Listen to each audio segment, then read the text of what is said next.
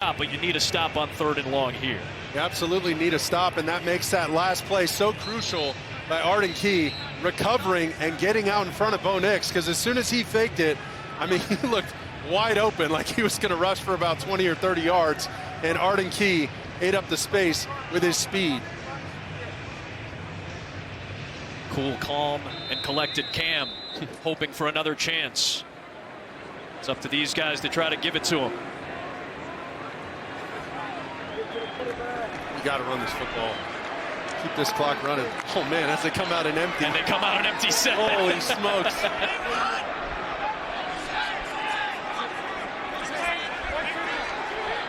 Watch him check to a draw, maybe. Quick screen pass, and nothing doing there. Mims makes the grab. Oh, no. Cody Barton, the former Bronco, may have just committed a very silly penalty. No way.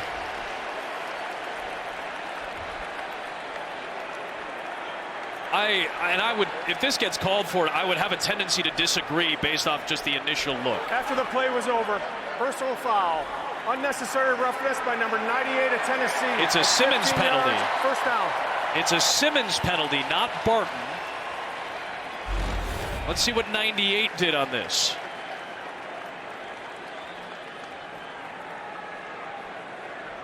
So after the whistle had blown, a push of Barton, who already had control of Mims.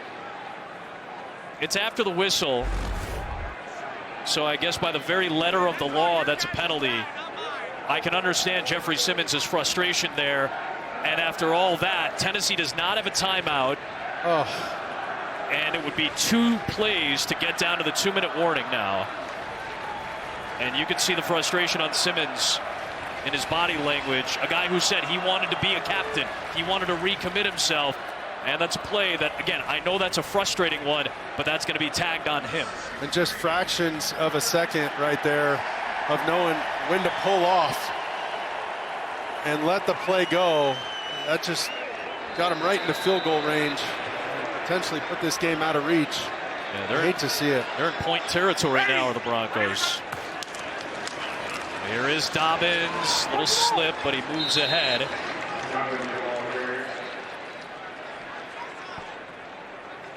Let's see where the clock is here. So clock will get down to about 2:07, 2:08. They have almost as many penalty yards as they do offensive yards today. So this is actually, we talk about when to run, when to throw in 4 minute, what kind of throws. These ones before the 2-minute warning, if you can get a pass off here. Surprise play here? This is potentially where you leak somebody out, you show the run game, and launch one over everybody's head. First down here ends the game. But they'll run it with Dobbins. And that will take you to the 2-minute warning. First down still ends the game on the other side of the break. Bo Nix in a tight one. Getting a sack. That's impressive. Is this hearkening days of old? Maybe a little Orange Crush? I know it's week 1. I know it's week 1. And week 1's a dirty little liar like your ex, Adam. So, you never know.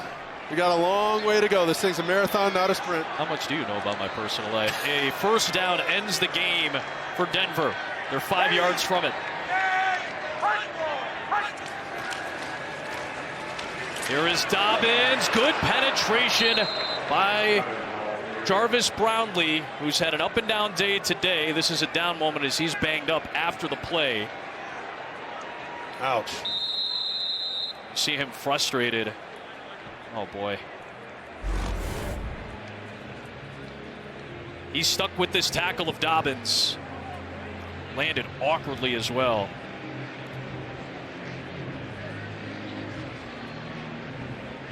Really is an excellent tackle in 4 minute against a powerful downhill runner.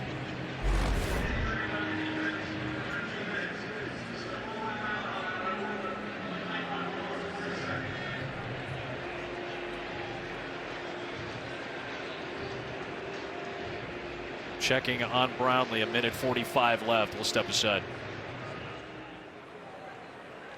We didn't see much of L'Jarius Sneed after the first half. Remember, he was coming in with that knee issue and coming off the quad injury last year. Brownlee was just banged up. He went into the medical tent a moment ago. So it's Baker and Harris, the rookie, out there at corner right now for Tennessee's defense. With 4th down coming up, the play clock is winding down here.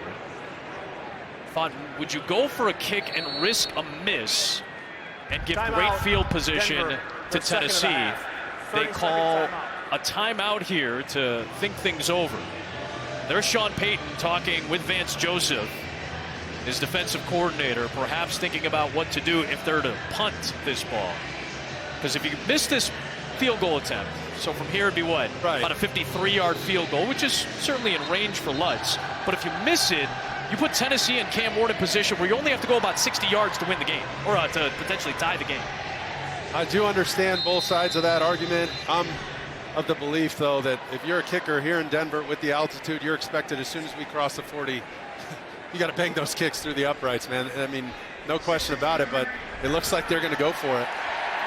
You maybe try to draw the Tennessee defense off sides here, and then maybe punt after if you don't get the jump. Play clock's already winding down. Got to go. They're going to run it. There he is. Nix over the top. Marvin Mims. Incomplete. It's Tennessee ball.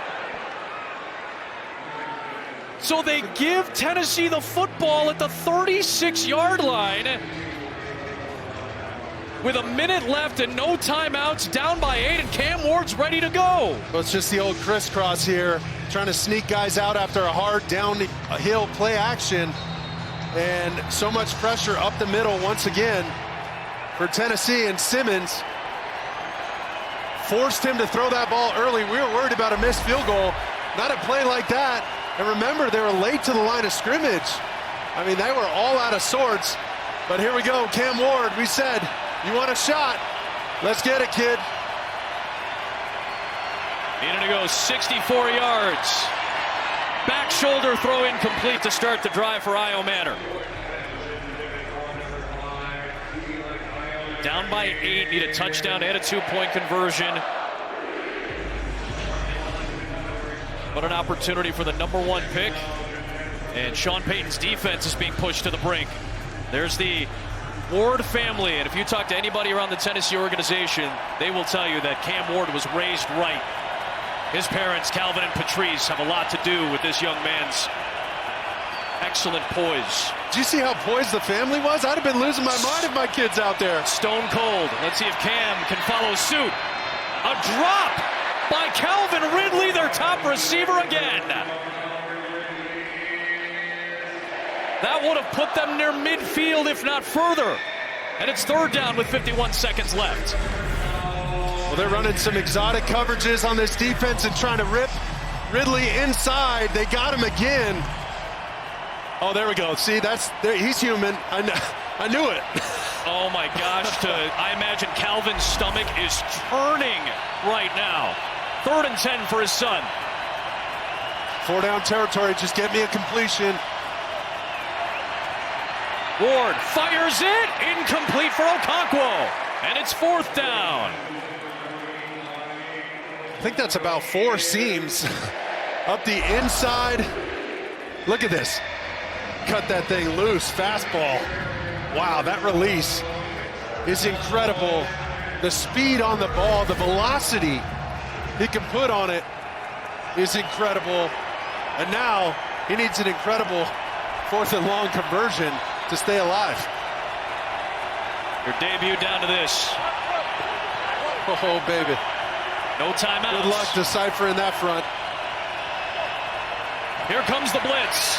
Cam Ward hit as he throws. That ball is loose. They're going to let it play through. It's Denver football no matter what. And the Broncos defense comes up yet again to help win the game in week 1.